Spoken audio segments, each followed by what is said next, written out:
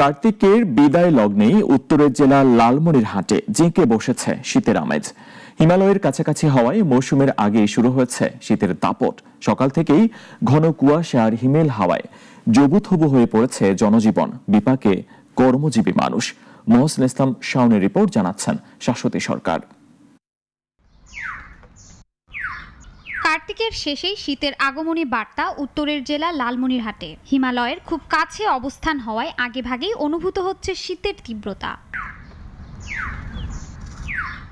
ভোর রাত থেকেই ঘন কুয়াশার চাদরে ঢাকা পড়েছে জেলার 5টি উপজেলা। সকাল 6টা থেকে 9টা পর্যন্ত বৃষ্টির মতো ঝড়ে কুয়াশা।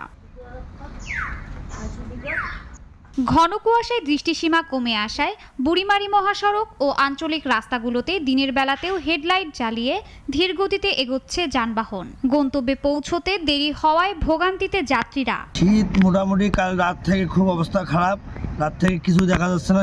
এত শীত পরিমাণ নামছে, মানে জায়গায় তো কুয়াশা বেশি, অতিরিক্ত কুয়াশা। কোনো যানবাহন, কোনো কিছু রাস্তাঘাট কিছু দেখা যায় না, সামনে দেখাই যায় না, পুরো অন্ধকার, রাস্তা চেনাই যাচ্ছে। দুর্ঘটনা প্রত্যেকটা মুহূর্তে।